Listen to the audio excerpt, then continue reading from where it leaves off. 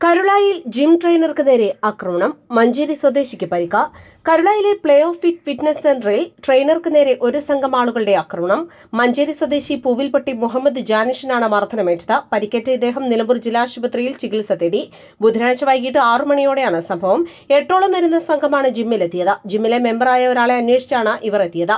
അന്വേഷിച്ചെത്തിയ ആൾ സ്ഥലത്തില്ലെന്ന് ജാനിഷ് അറിയിച്ചതോടെ സംഘം വാക്കുതർക്കത്തിലേർപ്പെടുകയും തുടർന്ന് മർദ്ദിക്കുകയുമായിരുന്നു. മർദ്ദനത്തിൽ ജാനിഷിന്റെ കഴുത്ത്, തല, മുഖം എന്നിവിടങ്ങളിൽ പരിക്കേറ്റിട്ടുണ്ട്. നിലമ്പൂർ ജില്ലാശുപത്രിയിലെ പ്രാഥമിക ചികിത്സയ്ക്ക് ശേഷം ഇദ്ദേഹം വീട്ടിലേക്ക് മടങ്ങി.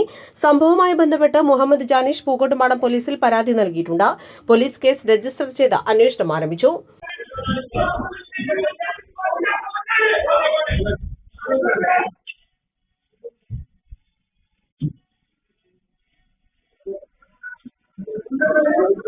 KL 71 news, Karulai.